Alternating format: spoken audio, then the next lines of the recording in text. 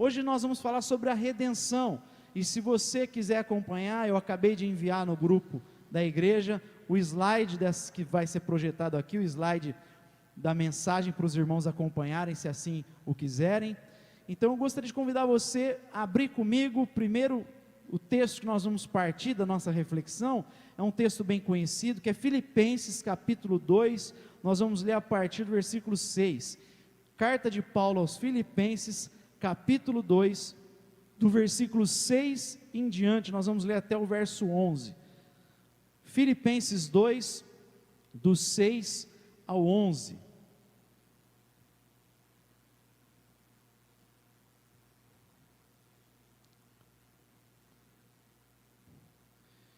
Filipenses 2, do 6 ao 11, vai dizer assim: o qual, subsistindo em forma de Deus, não julgou que o ser igual a Deus fosse coisa de que não devesse abrir mão, mas esvaziou-se, tomando a forma de servo, foi semelhante aos homens, e sendo reconhecido como homem, humilhou-se, tornando-se obediente até a morte e morte de cruz. Por isso também Deus o exaltou soberanamente, e lhe deu um nome que é sobre todo nome, para que em nome de Jesus se dobre todo o joelho dos que estão nos céus, na terra e debaixo da terra, e toda língua confesse que Jesus Cristo é o Senhor, para a glória de Deus Pai. Amém. Senhor, nós queremos pedir que Tu fales conosco através da Tua palavra, que ela possa encontrar corações abertos, que ela possa encontrar almas sedentas para absorver, para ouvir, beber de cada palavra que o Senhor tem preparado para nós. Que o Senhor leve o nosso pensamento cativo nessa hora até a Tua santa presença, para que não percamos nada daquilo que o Senhor tem preparado para nós no dia de hoje. É assim que nós te pedimos em nome do Teu Filho Jesus. Amém. Amém. Meus irmãos, esse é um dos textos mais cristológicos da palavra de Deus.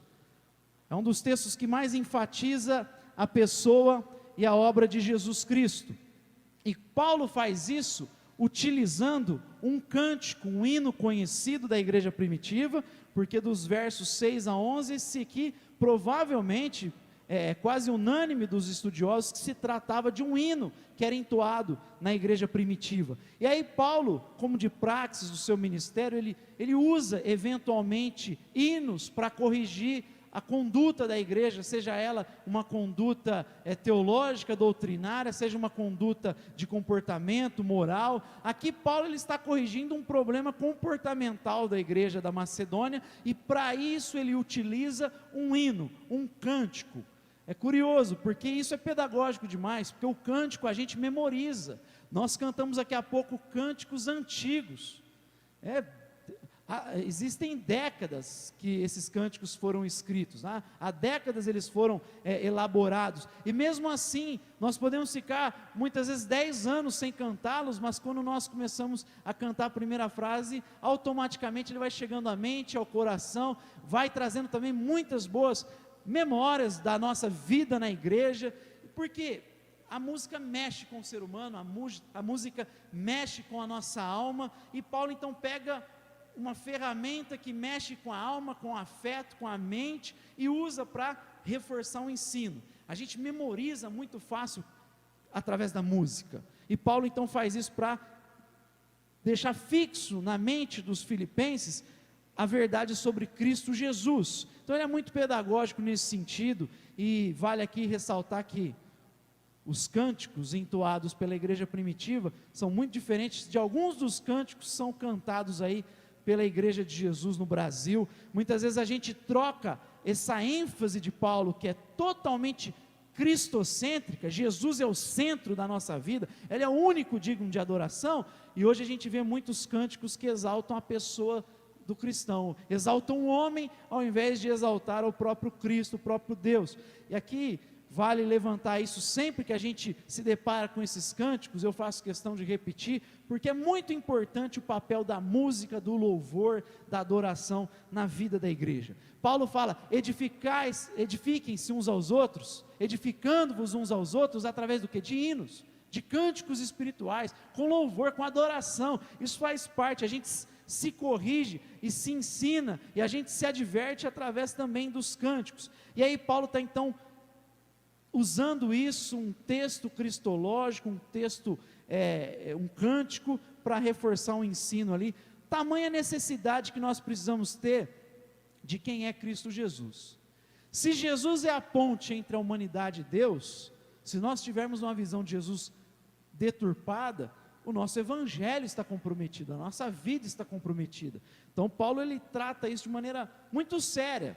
O próprio Jesus pergunta aos discípulos, quem as multidões dizem que eu sou? Por quê? É preciso ter uma visão correta de Jesus de Nazaré e da sua obra. E quando a gente fala de redenção, eu gostaria nessa noite de destacar 3 verdades aqui a respeito da redenção, que tanto tem a ver com a identidade como com a obra de Jesus de Nazaré, que nós precisamos ter em mente na nossa caminhada de fé, os irmãos especialmente que estão se achegando.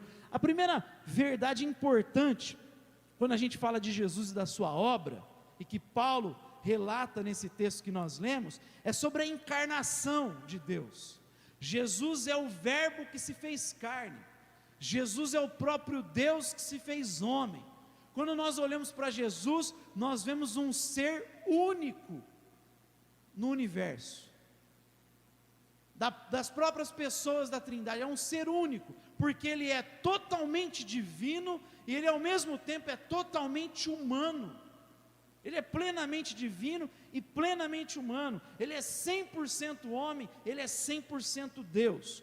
O credo de Atanásio diz o seguinte: nosso Senhor Jesus Cristo, o Filho de Deus, é Deus e homem, Deus perfeito e homem perfeito, que embora seja Deus e homem, não é 2 pessoas, mas um Cristo, não pela transformação da divindade em carne, mas por ter tomado a humanidade em Deus. Ele toma a humanidade na pessoa dele, ele é totalmente divino, e quando ele se faz carne, ele está tomando a humanidade nele. Aí vale a gente perguntar, será que essas verdades sobre a encarnação de Jesus, seriam elas apenas um capricho de teólogos, dos escritores bíblicos? Ou será que essa verdade se trata do maior mistério que o mundo já viu? Não existe mistério mais profundo do que a encarnação de Deus na pessoa de Cristo, aquilo que nós celebramos todo o Natal. O verbo se fez carne e habitou entre nós. Essa é a verdade, o mistério mais profundo da história. Então a gente não pode olhar para essas afirmações de Paulo, de João e de Atanásio, como eu li aqui no credo dele, e vários outros, como o credo apostólico, que a gente tem meditado e encerramos hoje pela manhã. Isso não pode ser visto como um capricho teológico, sabe, como se os cristãos, se os mestres da igreja não tinham muita coisa para fazer, ficavam lá nas suas torres de marfim, elaborando e gerando teologia. Não, a teologia, como diz certo historiador da igreja, David Bosch, ele fala que ela surgiu da necessidade, que foi aparecendo para a igreja, e isso gerou a necessidade deles escreverem, deles combaterem. A maior necessidade de falar sobre a encarnação de Jesus, foi por causa das heresias que foram aparecendo. Foram surgindo heresias, ao longo da caminhada, e já nos primeiros anos, o próprio João teve que lidar com essas heresias. Quando a gente lê a carta de João, e também o Evangelho, ele está lidando com algumas heresias ali, e por isso que ele faz algumas afirmações contundentes. Em 1 João 4, 2 e 3, ele vai falar algo que para a nossa geração é sensível, é algo pesado. Ele vai dizer assim: olha, quando vocês estiverem reunidos em casa, para celebrar, quando vocês estiverem como corpo de Cristo, e ali aparecer alguém que nega que Jesus vem em carne, nem saúdam essa pessoa, nem o recebam, porque esse tal é o anticristo. João vai dizer que aquele que nega que Cristo é Deus encarnado, esse é o anticristo. É assim que a gente discerne os falsos espíritos, aquele que proclama que Jesus não é Deus encarnado. Então João não está fazendo um capricho, João está defendendo a sã doutrina. Ele estava num período em que havia aqui, como eu já falei em outras ocasiões, a influência do gnosticismo, que olha tudo aquilo que é palpável como uma coisa ruim. A matéria, ela é má, e o que é bom é o espírito. E aí João tem que combater isso, por isso que eles negavam a encarnação, porque como é que Deus pode se fazer carne se a carne ela é corruptível, ela é má? Então eles negavam a encarnação, e João então escreve para combater isso, na primeira carta, capítulo 4, versos 2 e 3, quando ele chama de anticristo quem nega a encarnação. Mas ao longo da igreja foram surgindo outras heresias influenciadas também pelo gnosticismo. Uma delas é chamado adocionismo. O que eles ensinavam? Que na verdade Jesus era um homem comum, e quando ele foi batizado, aí ele foi adotado por Deus Pai. Ali ele recebeu o Espírito Santo, mas não que ele era Deus encarnado, não, ele só teve o Espírito Santo colocado sobre ele, mas ele era um homem comum, um homem natural, um homem normal, que na ocasião do Espírito Santo, do batismo, quando ouve-se a voz no céu dizendo: esse é o meu filho amado, em quem me comprazo, ali Deus tinha adotado Jesus, e por ocasião da morte o Espírito se retira dele. Uma outra heresia que apareceu é o docetismo. O que falava? Que Jesus na verdade ele tinha uma aparência de carne, mas na verdade ele não tinha carne, ele não tinha matéria, era apenas aparência, era semelhante. Daí a expressão docetismo em grego tem a ver com semelhança, com algo que parece. Então para eles Jesus nunca poderia ser visto como Deus encarnado. E aí a gente vai ver Atanásio batendo firme, afirmando a divindade e a humanidade de Jesus, e todos os outros cristãos ao longo da história. E o próprio João, que eu citei na primeira carta, ele é ainda mais contundente no Evangelho. Primeiro capítulo de João, que é um dos textos mais sublimes da palavra de Deus, ele vai dizer, primeiro, sobre a eternidade de Jesus.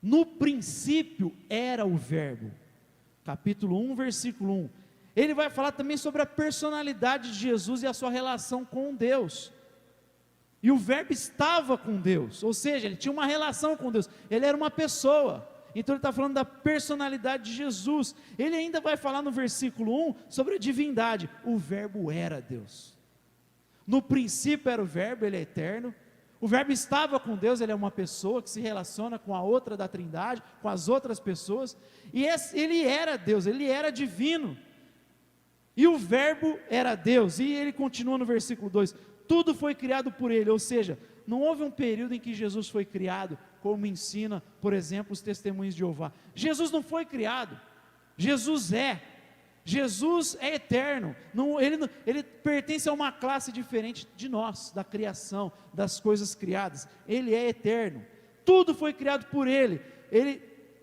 sustenta todas as coisas, nele estava a vida, ele é a fonte de tudo. No verso 4 vai assim dizer, ele é a luz dos homens, ou seja, ele que revela Deus para nós. Você quer saber quem é Deus?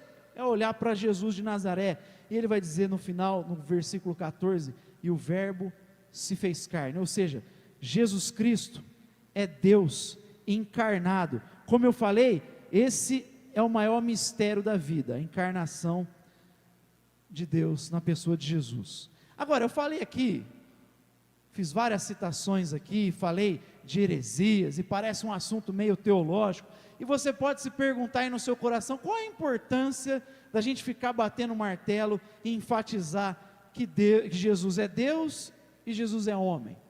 Por que ele tem que ser plenamente divino, e por que ele tem que ser plenamente humano? O pessoal que participou da IBD não vale responder isso, mas para você que não tem essa precisão do porquê que nós insistimos, por que João insiste, por que Paulo insistiu, por que Atanásio insistiu, por que a igreja insistiu com credos, e nós continuamos insistindo que Jesus é 100% Deus e 100% homem? Porque, meus irmãos, como nós vimos há 15 dias atrás, a humanidade rompeu com Deus. Quem fez a caca foi o ser humano. Nós rompemos com Deus, nós caímos dessa relação. A queda é fruto da nossa rebeldia. A queda é fruto da nossa tendência a querer ser dono da nossa própria vida. Então precisava de alguém da própria humanidade que a representasse diante de Deus o Pai, porque nós havíamos ofendido a Deus, então precisávamos consertar a relação com Deus, e precisava de alguém que representasse essa humanidade diante do Pai. É por isso que Jesus tem que ser plenamente humano, porque Ele sabe as nossas dificuldades, as nossas dores, Ele é totalmente humano, teve fome, teve sede, teve frio, chorou diante do sepulcro, Ele tinha as compaixões, os sentimentos, Ele era totalmente humano, Ele tinha capacidade para nos representar diante de Deus e corrigir a caca que a gente fez, a meleca que a gente fez lá atrás. Precisava de ser alguém totalmente humano. Isso já havia sido prometido lá em Gênesis 3, que nós refletimos. O teu descendente vai fazer o quê? Pisar na cabeça da serpente. De quem é que Deus está falando? Ele já está apontando para Jesus. Só que você vê que a coisa está ampla. É o descendente da mulher, da humanidade. E aí a gente vai vendo que isso vai se afunilando, né? Porque depois ele chama Abraão e fala: é através da tua semente. Aí já tem ali uma família, a partir dali, daquele povo, ele vai começar algo. Lá para Jacó, ele vai dizer: olha, é através de Judá que eu vou fazer isso. Por isso ele é o leão da tribo de Judá, é através dele. Aí a gente vai vendo as famílias mais específicas: olha, Davi é o teu herdeiro, vai reinar para todo sempre, o teu reino não terá fim. E aí a gente vai vendo como vai afunilando, mas ele representa a humanidade, então tinha que ser plenamente humano, porque o ser humano rompeu com Deus, mas ele precisava também ao mesmo tempo ser totalmente divino. Por quê? Se nós rompemos com Deus, e Deus é eterno, infinito, como é que você paga uma dívida infinita, eterna? Às vezes o ser humano tem dificuldade de quitar a dívida dele no Serasa, no SPC, eu não vou quitar isso nunca, se não dá um desconto, não acerto isso nunca. Que dirá você quitar a tua dívida com Deus, com o eterno? A nossa ofensa é de valor infinito, a dívida é infinita, então tinha que ser um ser infinito, para apresentar uma oferta de valor infinito, uma oferta de valor eterno, para que o Pai pudesse aceitar essa oferta. Ele tinha que ser totalmente Deus, mas ele tinha que ser totalmente Deus, porque só Deus pode ressuscitar dentre os mortos. Você acha que homem volta dentre os mortos? Por que Jesus voltou dentre os mortos? Por que ele venceu a morte? Porque ele era totalmente divino, ele é o próprio Deus, é a segunda pessoa da Trindade. Meus irmãos, quando a gente fala de redenção, a primeira verdade que a gente tem que ter em mente é a encarnação, é a celebração do Natal. O Verbo se fez carne, habitou entre nós, se apresentou diante de Deus, representa a humanidade, mas ele também pôde quitar essa dívida, porque ele é eterno, ele é totalmente divino, por isso ele ressurgiu dentre os mortos. Segunda verdade que eu gostaria de destacar para os irmãos, se a gente falou da encarnação, agora a gente fala da cruz. Eu gostaria de falar da seguinte coisa: o preço pago, e algo que a gente não diz muito, a ira afastada. Paul Washer vai dizer que a cruz não fala só do amor. Hoje é muito comum a gente olhar para a cruz e falar como Deus nos ama, isso é verdade, mas ele fala que a cruz mostra a nossa depravação,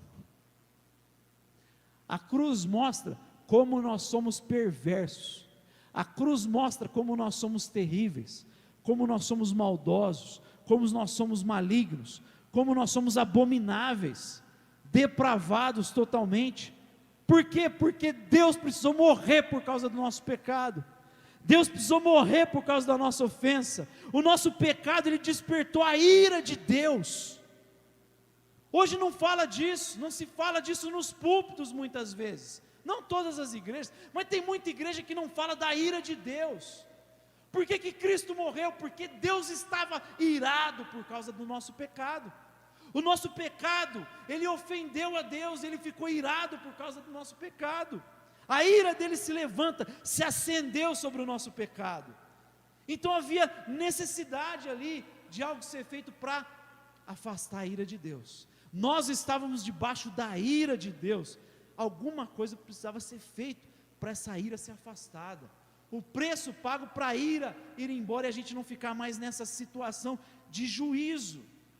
Meus irmãos, essa necessidade de falar da ira e da justiça, ela é inclusive uma necessidade na sociedade, não é só quando a gente fala de Deus, não é só na igreja, é na sociedade. A sociedade hoje tem falado de misericórdia, mas desassociado de justiça. Olha o que C.S. Lewis diz, ele fala: misericórdia separada da justiça vira crueldade. Esse é o paradoxo importante. Eu não posso separar misericórdia de justiça, porque se eu fizer isso, eu perco de vista o lado da punição que o outro merece quando faz o mal, e a gente começa a viver uma misericórdia hipócrita que vai gerar cada vez mais crueldade. Por que que quando a polícia é retirada, faz greve, a crueldade aumenta? Gente, um estado de impunidade, ele provoca mais crueldade. Onde não há justiça, onde o mal não é punido, as pessoas são incentivadas a fazerem mais mal. Não tem freio. Então fala: para que eu vou seguir a justiça? Para que eu vou seguir o que é certo? Não tem polícia mesmo, eu vou embora, vou fazer, vou roubar, como aconteceu em estados brasileiros já, em muitas ocasiões onde houve greve, a crueldade foi escancarada. Por que os nossos políticos fazem o que fazem? Porque não há punição, não há punição. Muitos deles, dessas autoridades, não deveriam nem estar ali onde estão. Quando a gente olha para o STF, essa turma, muitos deles tinham que estar na cadeia, tinham que estar presos, mas num país onde há impunidade, a gente vê essas coisas acontecendo, e essa gente ainda pagando de moralista, pagando para a nação, de que estão preocupados com vidas, preocupados com a justiça, não estão preocupados com nada, essa gente tinha que estar presa. A impunidade, ela gera e incentiva cada vez mais a crueldade. Então assim, se na sociedade a gente separa a misericórdia de justiça, a misericórdia vira algo que propaga a crueldade apenas, aquela coisa: vamos dar mais uma chance, vamos dar oportunidade, tadinho, coitado, ele é uma vítima da sociedade, a gente está gerando cada vez mais caos. Isso não é nem misericórdia. Se isso é um problema na sociedade, é porque ela reflete o que é Deus, a necessidade de falar da ira do juízo, da justiça. Então, especialmente Paulo, em Romanos, no capítulo 1, no capítulo 2, no capítulo 3, ele vai falar de um Deus que está irado contra a humanidade. Ele fala no capítulo 1 que a ira de Deus se revela nos céus por causa da impiedade humana. A ira de Deus é revelada, a ira de Deus é manifestada. No capítulo 2, no versículo 5, ele inclusive fala que haverá o dia do juízo, ele chama o dia da ira de Deus. Haverá um dia da ira, a ira de Deus se manifesta contra a impiedade, haverá o dia da ira, o dia do juízo, e no capítulo 3, versos 10 e 12, ele fala: não há um justo sequer, não há ninguém que entenda, não há ninguém que faça o bem, todos pecaram e carecem da glória de Deus. Como é que a gente escapa desse dia da ira? Não dá para falar do evangelho, da redenção, se a gente não lembrar da ira de Deus. A gente só escapa do dia da ira por causa do sangue de Cristo Jesus. Capítulo 5, verso 9, Paulo diz: sendo justificados pelo seu sangue, seremos por ele salvos da ira. A gente escapa da ira quando a gente se coloca debaixo do sangue do Cordeiro.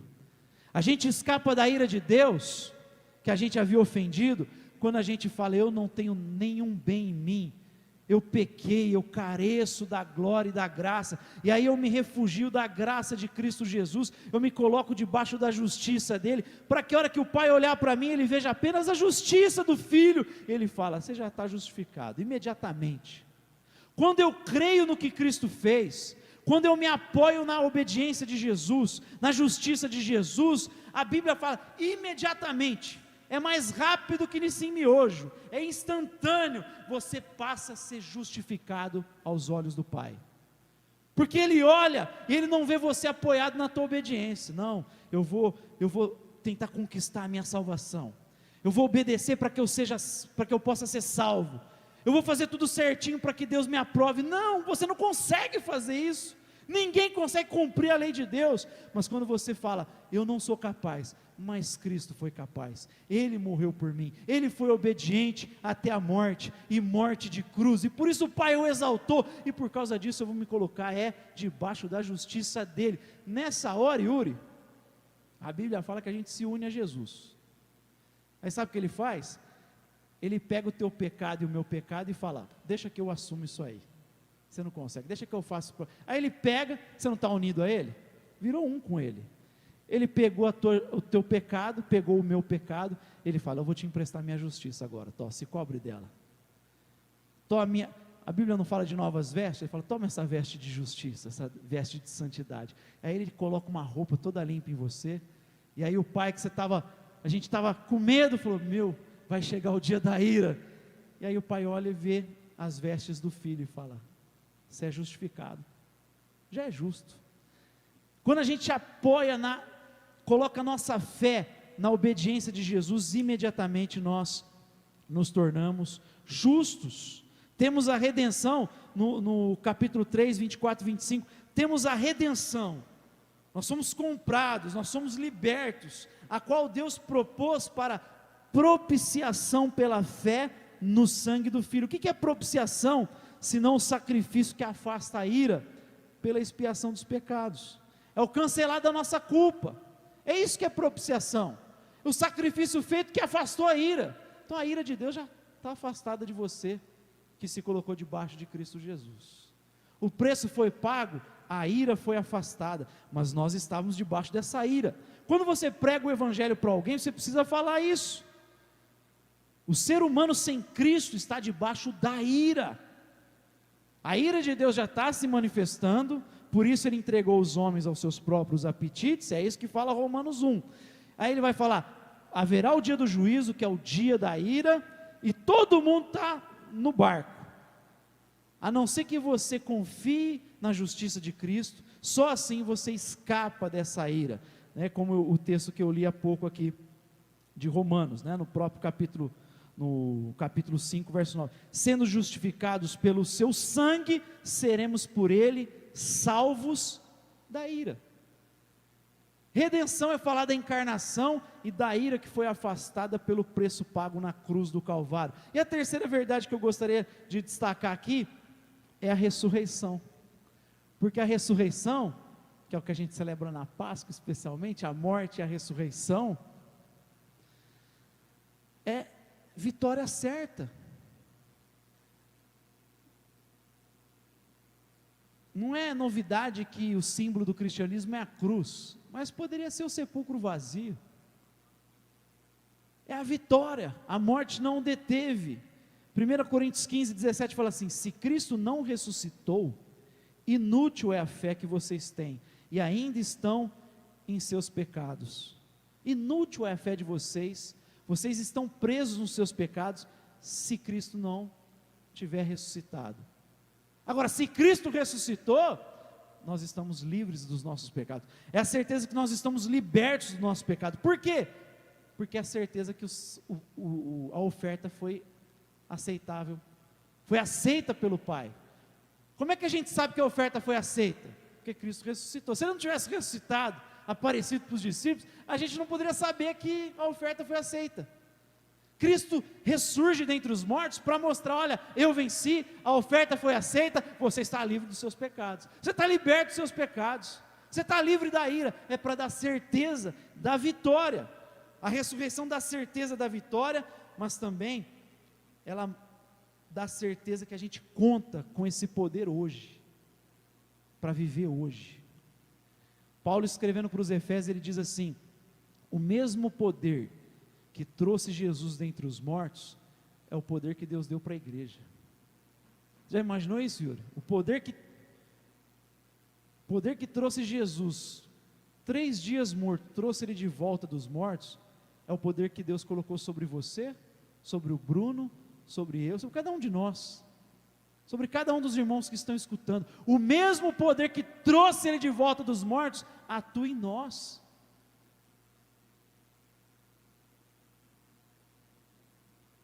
Parece que às vezes a gente esquece a grandeza, como é grande esse poder que está à nossa disposição. Quando a gente refletiu sobre Efésios, eu não sei se você se lembra, eu contei uma história de um sujeito que foi atravessar o continente, foi morar em outro lugar, de navio, e era uma viagem que duraria 1 mês de navio. E quando ele comprou a passagem, ele falou: eu não tenho dinheiro para comer, para almoçar, para tomar café, e havia banquetes maravilhosos no navio. Ele pegou e levou na mala dele um monte de queijo, de bolacha, ele ficou comendo bolacha, queijo, a viagem inteira, 1 mês comendo bolacha, porque ele não tinha dinheiro, ele falou: só tem a passagem. E lá no último dia, ele parado, próximo, chegando, um passageiro, o capitão próximo dele, e ele falou: rapaz, eu não vejo a hora de chegar em terra firme, porque eu fiquei 1 mês inteiro comendo bolacha, eu não aguento mais ver bolacha, preciso comer. Aí o cara virou para ele e falou assim: mas você não sabia que estava incluso na passagem todo o banquete, um grande banquete, podia participar do grande banquete, estava incluso na passagem o café da manhã, o almoço, o café da tarde, a janta, as festas que tiveram, o salgado, tudo estava incluso. Você sabe que eu penso que os cristãos são parecidos com esse cara? A gente está esperando a vinda de Cristo ou a nossa morte, e se esquece que a gente conta com esse grande poder, que trouxe Jesus dentre os mortos, e a gente vive a vida cristã como se a gente não tivesse acesso a esse poder.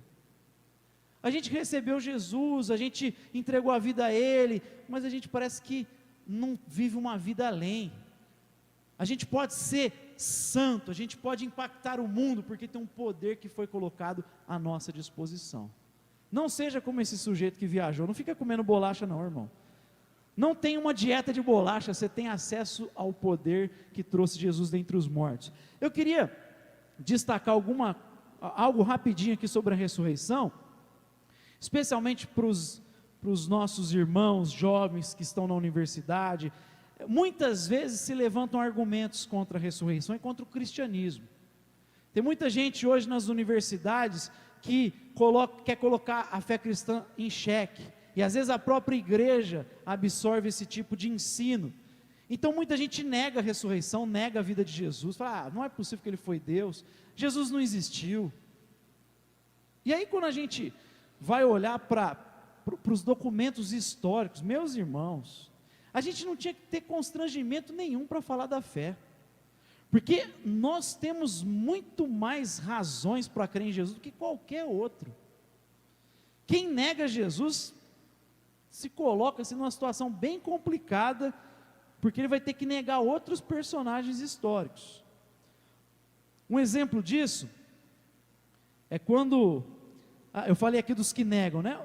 Já quando Jesus ressuscitou, já tinha lá os fariseus dando dinheiro para os guardas. O que eles falaram para os guardas? Olha, fala que o corpo foi roubado. Mateus capítulo 28, do 11 ao 15, depois se você quiser ler, do versículo 11 ao 15, fala que os fariseus pediram para os guardas dizerem que o corpo tinha sido roubado enquanto eles dormiam, deram dinheiro, e o texto fala que essa história é acreditada até hoje entre os judeus. Agora, não são só os judeus, são os neo-ateus que ficam querendo negar a existência de Jesus e a contundência do cristianismo. Quando a gente vai testificar da nossa fé, e aliás qualquer coisa que você vai querer provar sobre a vida de um personagem, como é que a gente sabe que Hitler, por exemplo, viveu mesmo? Como é que você pode acreditar que Hitler não foi um mito inventado? Porque você tem escritos, registros, como está perto da gente tem vídeo, tem foto, mas personagens mais distantes, havia registros, mas muitos desses personagens são muito antigos, e quando eles escreveram as obras deles, essa obra o papel é perecível, então precisava copiar de novo para passar adiante. Então existe uma ideia bibliográfica que é um dos pontos de apoio para acreditar na existência de alguém, é você pegar entre a vida dessa pessoa, entre a obra dela e o manuscrito, a cópia mais próxima dela, porque foram fazendo cópias, elas foram se perdendo, e aí aqui encontraram que ainda existe, conseguiram guardar essa cópia mais antiga, por exemplo, da vida de Platão, até a cópia mais próxima de Platão, existe 1.200 anos, Bruno. De Tucídides, existe 1.300 anos de diferença. De Aristóteles, 1.400 anos. De Jesus, de 25 a 50. A cópia próxima de 25 a 50 anos. Está ali. Se você fala Jesus não existiu, você tem que falar Platão também não, Aristóteles também não, porque a prova em relação a Jesus é muito mais contundente. 25 a 50 anos contra 1.200, 1.300, 1.400. Agora você pega o número de cópias, que aí dá mais prova que aquela pessoa existiu, que houve a obra dela. Quanto mais cópia encontrada, maior a veracidade da vida dela. Quando você ouve sobre Platão, tudo que você sabe sobre ele é por causa de 7 cópias que existem no mundo, antigas. Sobre Tucídides, 8 cópias. Aristóteles, 5 cópias. Aí quando você pega sobre o Evangelho, sobre Jesus, se você pegar escrito em grego, Novo Testamento, se você somar isso, o que foi escrito em latim, e somar ainda trechos que foram encontrados, separados, mais de 24.000 cópias. 24.000 cópias contra 5, 8, 7. Quando a gente fala da fé, meus irmãos, a certeza da vida de Jesus e da veracidade do cristianismo, ela é amplamente superior a qualquer tipo de tentativa de negação. Não há evidências contundentes para negar a vida de Jesus. Pelo contrário, há muito mais registro e argumentos em relação à nossa fé. E quando a gente olha então para o que isso gerou no coração dos discípulos, homens que eram incultos, como é que alguém inculto, simples, tem a coragem de morrer por causa da fé? Como é que alguém simples e inculto se levanta diante de 3.000 pessoas e começa a pregar com coragem, e começa a argumentar com gente poderosa, e responde para a autoridade ali, aponta as autoridades e fala, não, eles andaram com Jesus mesmo, dá para ver que o ensino, eles absorveram o ensino. Como é que essa gente teve tanta coragem de enfrentar a morte, perigo, traição, e foram adiante, se não foi porque eles viram o Cristo ressurreto? Porque antes de ver o Cristo ressurreto, como é que eles estavam? Trancados com medo numa sala, com medo, apavorados. Depois que eles veem o Cristo ressurreto, que apareceu durante 40 dias, e apareceu para mais de 500 pessoas, e o próprio irmão de Jesus passou a crer nele, porque Jesus apareceu ressurreto para ele. Lá em 1 Coríntios 15 você vai ver isso, porque em João 7 diz, que nem os irmãos de Jesus acreditavam nele. Lembra quando eles falam, olha, se você é quem você diz ser, por que você não vai lá na festa e faz um milagre, um espetáculo, e todo mundo vai acreditar? E aí o texto fala assim, porque nem os seus irmãos criam nele. E lá em 1 Coríntios 15 fala que Jesus apareceu para Tiago, e provavelmente é o Tiago irmão, que escreveu a carta de Tiago, que era irmão de Judas, que escreveu a carta de Judas antes ali de Apocalipse. Eles passaram a crer, por quê? Porque viram o Cristo ressurreto. Isso deu um gás, um motor, isso motivou eles. Só alguém muito certo da ressurreição de Jesus, para poder enfrentar o que esses homens enfrentaram. Meus irmãos, olhando para tudo isso, para o Deus que se fez carne, que nos representou diante do Pai, que pôde pagar uma dívida eterna e ressurgir dentre os mortos, porque era Deus, diante do sacrifício feito para afastar a ira do Pai de cima de nós, de nos tornar justificados, diante desse Deus que nos dá certeza da ressurreição, de vitória, que nos dá garantia de que nós estamos libertos do pecado, porque Ele ressurgiu dentre os mortos, e ainda nos dá certeza de contar com esse poder para viver hoje. Olhando para isso, meus irmãos, a resposta é arrependimento e confissão, arrependimento e fé.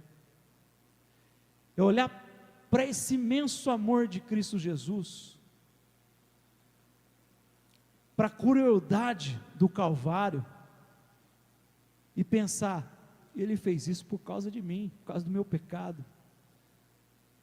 Se o nosso pecado não se levantasse com o aroma de podridão, não ofendesse o Pai, Cristo não faria. Cristo só fez por causa da afronta que nós fizemos ao próprio Deus. É olhar para isso e se arrepender do nosso pecado. E arrependimento, meu irmão, não é só chorar, não é apenas contrição, não é dobrar os joelhos apenas. Arrependimento é você dar meia volta e dizer: Cristo, vem reinar sobre mim, vem ser Senhor da minha vida, Tu és o único Senhor da minha vida. Eu não quero dedicar minha vida a mais nada que não seja a Ti. Eu não quero que o dinheiro seja Senhor da minha vida, eu não quero ser Senhor da minha vida, eu não quero me curvar a nada, sistemas, ideologias, eu quero me curvar somente diante do Teu trono. Eu já quero ter o meu coração rendido, porque um dia, mesmo aqueles que negaram vão ter que se curvar, porque o texto que nós lemos termina dizendo que Ele foi exaltado pelo Pai, e todo joelho se dobrará no céu, na terra e debaixo da terra, e toda língua há de confessar: Jesus Cristo é o Senhor, para a glória de Deus Pai. Arrependimento, nós estamos andando como Senhor da própria vida. O arrependimento, o chamado é: dá meia volta e começa a seguir os passos de Jesus, olha para Ele, que Ele seja o teu exemplo, o teu espelho, e você confessá-lo dia após dia. No batismo a gente faz isso, a gente confessa a nossa entrega, a gente confessa que entregamos a vida, que nós iremos nos submeter a Jesus, que Ele é o nosso Salvador e Senhor. Mas isso a gente faz todo dia a gente tem que ter confissão nos lábios, a gente tem que lembrar que Ele é o Senhor da nossa vida. Paulo diz em 2 Coríntios 5, 14 e 15, o amor de Cristo nos constrange, porque estamos plenamente convencidos de que um morreu por todos, logo todos morreram, e Ele morreu por todos, para que aqueles que vivem, já não vivam mais para si mesmos, mas para aquele que por eles morreu e ressuscitou. Amém? Que o Senhor possa nos ver sempre rendidos a Ele,